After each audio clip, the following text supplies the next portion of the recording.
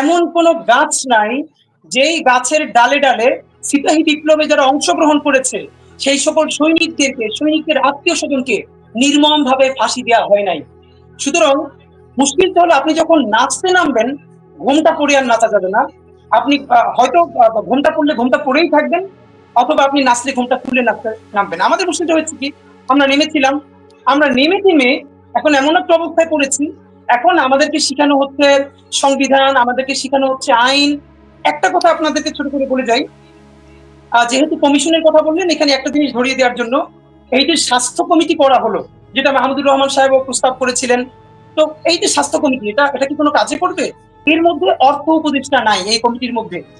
স্বাস্থ্য কমিটিতে যাদেরকে রাখা হয়েছে মানে হলো চিকিৎসা পুনর্বাসনের জন্য, তারা সকল সুপারিশ নিয়ে বসে থাকবে, কিন্তু অর্থ মন্ত্রণালয় বলবে আমার কাছে তো টাকা নাই, আমি তো ফান্ড দিতে পারবো না। সুতরাং এই যে স্বাস্থ্য উপকমিটি দেওয়া হলো বা কমিটি দেওয়া হলো, এটা কোনো কাজ করতে পারবে না যদি না এখানে অর্থ উপদেষ্টাকে এখানে এটার সাথে ইনক্লুড করা হয়। তাকে সাথে নিয়ে যদি কোনো কিছু করানো হয়, তাহলে সে কোনো ফান্ডও পাবে না, সে কোনো কাজও করতে পারবে না। এটা ছোট ব্যাপার। আমি তাকে যেটা বলে রাখতে চাই, দেখেন, ইলিয়াস ভাই সহ অন্যরা আপনারা এর আগের একটা শোতে বলেছিলেন যে বাংলাদেশে মিডিয়ার যে ফ্যাসিবাদ তৈরি করেছে সেটার বিরুদ্ধে আপনারা একটা স্টেপ নিতে চাচ্ছিলেন।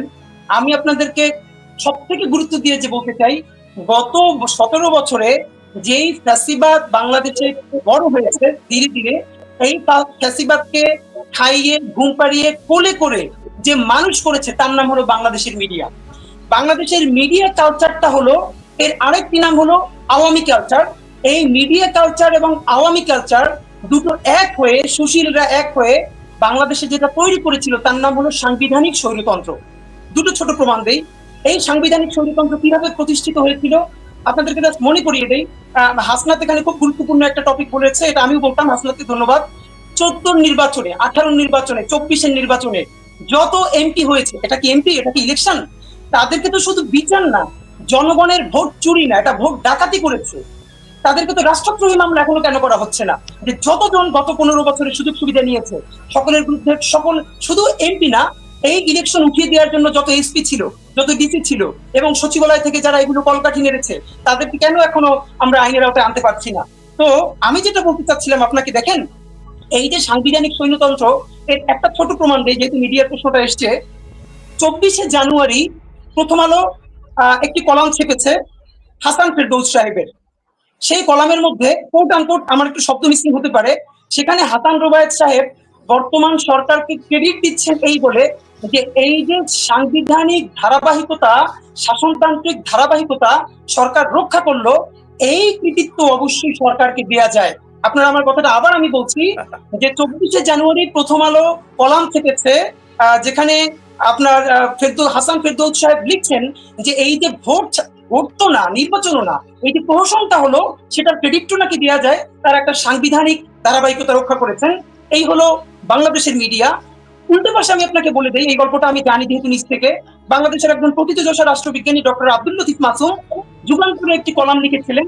ওনার কলামটা উনি লিখেছিলেন, এই যে জনগণ যে আন্দোলন করলো 2014 নির্বাচনের আগে, অভূতপূর্ব যে আন্দোলন, সেই আন্দোলনে, একটা মিনিট আপনি একটু কাইন্ডলি, সেই আন্দোলনে, সরি আমি একটা মিনিট ডিসকাস করছি।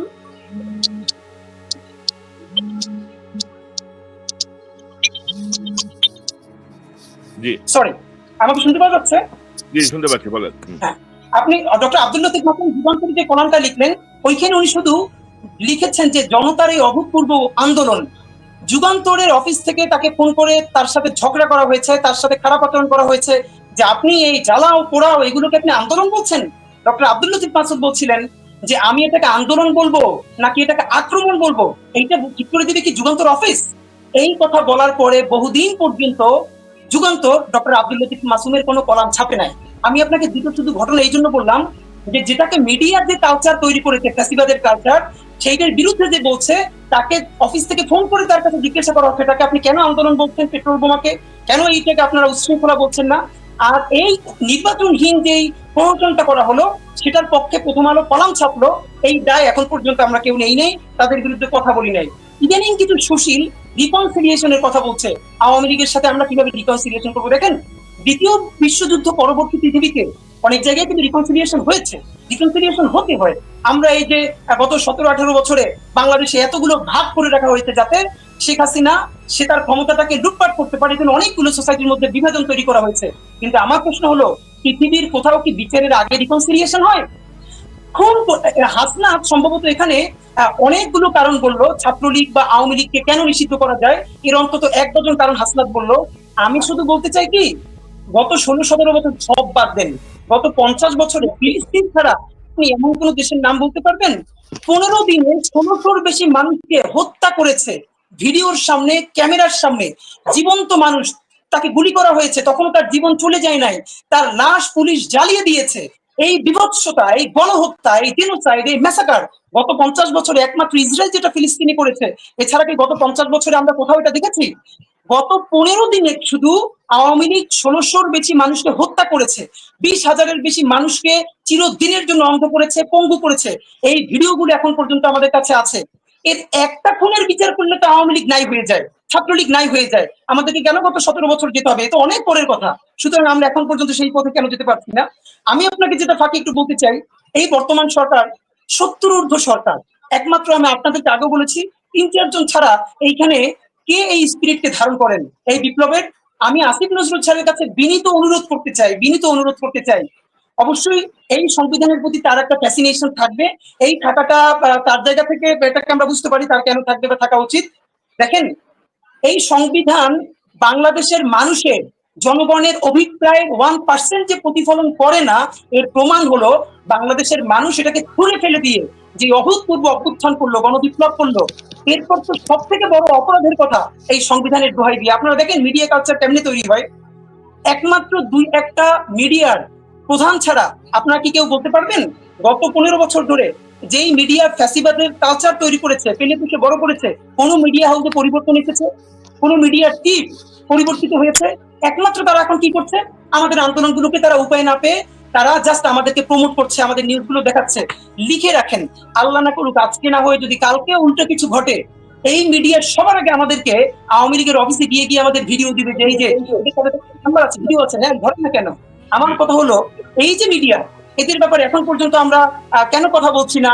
অথবা এদের কি, যারা যদিও আমাদের নাহিদ বলেছে যে এই মানে এটার সাথে যারা সংযুক্ত আছে, আপনি একটু আগে ইকবাল সোবহান চৌধুরীর কথা বলছিলেন, দেখেন জেডাই খান পান্না সে হুমকি দেয় সংবিধানের মূলনীতিতে হাত দিলে তাহলে আরেকটা যুদ্ধ হবে।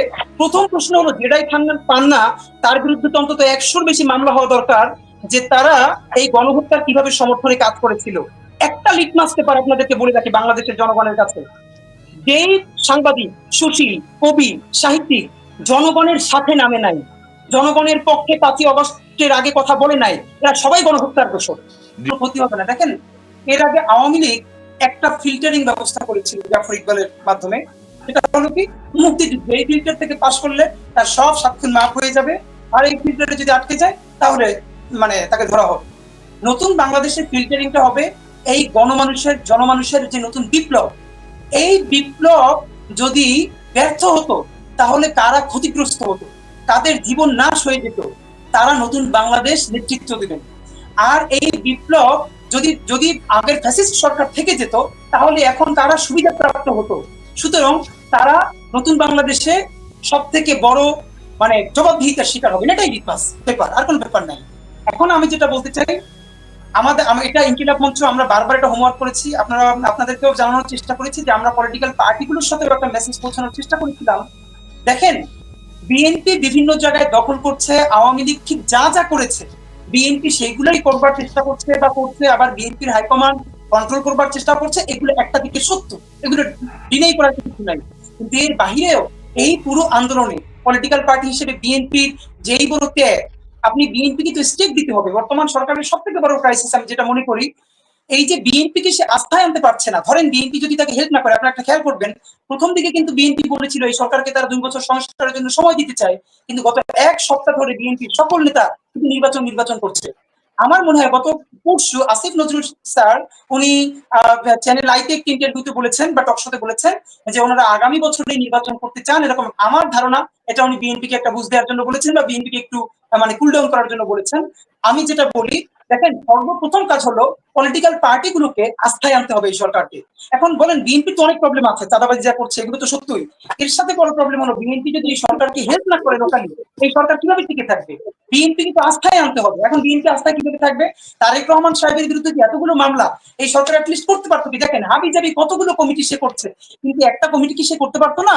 যে তারেক রহমান সাহেব থেকে শুরু করে মোস্ট সিনিয়র যে পলিটিক্যাল লিডাররা আছে তাদের বিরুদ্ধে যে মামলাগুলো হয়েছে এই মামলাগুলো রিভিউ করা শুরু হোক। সেখানে ওই দলের পক্ষ থেকে অ্যাডভোকেট থাকবে, সরকারের পক্ষ থেকে অ্যাডভোকেট থাকবে, তারা রিভিউ করে দেন বলবে যে ঠিক আছে এটা খারিজ করা যায়। তো বিএনপি দেখছে কি যে এখন পর্যন্ত তারেক রহমান সাহেবের মামলাগুলো নিয়েও তাদের কোনো কথা নাই, তারা তাদের মামলাগুলো প্রত্যাহার করছে না। এই ১ বছর পরে ৬ মাস পরে এই মামলাগুলো যে আবার অ্যাক্টিভ হবে না এবং তারেক রহমান সাহেবকে আবার যে রিসার্চ অ্যারেস্ট করা হবে না সেই গ্যারান্টি তারা কোথায় পাচ্ছে? বিএনপির তো ভীত হওয়ার কারণই আছে, কারণ আজকে যদি এই সরকার ফেল করে পলিটিক্যাল পার্টি হিসেবে সব থেকে বড় ভিকটিম হবে বিএনপি এবং জামাত, এবং আমরা ছাত্র জনতা অবশ্যই। সেই হিসেবে আমি যেটা চাই এই সরকারের এখন সবচেয়ে, এবং আমার একটা লাস্ট মিনিটের কথা, একটি জাতীয় সরকার আপনি বলেন, অন্তর্ভুক্তিমূলক সরকার বলেন, যা বলেন এই সরকারকে এখন সেটা করতে হবে। সেটার ফর্মুলাটা কেমন হতে পারে? সেটার ফর্মুলাটা হতে পারে বর্তমান ইউনূস সাহেব প্রধান উপদেষ্টা, উনি রাষ্ট্রপতি হিসেবে দায়িত্ব গ্রহণ করবেন এবং বিএনপি জামাত থেকে শুরু করে ছাত্র জনতা, নাগরিক কমিটি, এই যত ছাত্র জনতা অংশগ্রহণ করেছে প্রত্যেক স্টেক হোল্ডারদেরকে সাথে নিয়ে তিনি একটি মন্ত্রিসভা হোক যে কাউন্সিল নাম দেখ তিনি একটি সরকার গঠন করবেন। এই সরকারের প্রধান একমাত্র কাজ হবে আগামী ২ বছর লাগুক ৩ বছর লাগুক সবাই মিলে নতুন একটি সংবিধান তৈরি করা। আই রিপিট, কোন সংবিধান পুনর্লিখন নয়, কোন সংবিধান সংস্কার নয়, নতুন বাংলাদেশের রক্তের বিনিময়ে যে নতুন বাংলাদেশ আছে নতুন সংবিধান গঠন করবে প্রয়োজনে। সেই সংবিধানের জন্য সারা দেশে ৩০০ আসনে শুধু সংবিধান প্রণয়ন করবার জন্য, আজকে হাসনাত খুব ভালো করে এটা বলেছে, অ্যাড্রেস করেছে, আমাদের যে সংবিধান ৭২ দেওয়া হয়েছিল তারা কি বাংলাদেশের সংবিধান রচনা করার জন্য নির্বাচিত হয়েছিল? তারা তো পাকিস্তান রাষ্ট্রের জন্য নির্বাচিত হয়েছিল। সুতরাং বাংলাদেশের সংবিধান রচনা করার জন্য প্রয়োজনে একটি ভোট দেওয়া হোক। তারা ১ বছর বা ২ বছর মেয়াদে এসে একদম ইউনিয়ন পর্যায় থেকে শুরু করে জাতীয় পর্যায়ে মানুষের গণশুনানি করবে, মানুষের অভিপ্রায় শুনবে এবং জনগণের আকাঙ্ক্ষার একটি সংবিধান রচনা করে সেই সংবিধানকে অ্যাক্টিভ করে তারা সকলে আবার পদত্যাগ করবে। দেন সেই সংবিধানের আলোকে নতুন সরকার গঠনের জন্য বাংলাদেশের ইতিহাসের শ্রেষ্ঠ নির্বাচন হবে, যেটা ৭৩-এর মতো ৭২-এর মতো কোনো নির্বাচন হবে না। এটাই আমি মনে করি একমাত্র এখন করণীয়।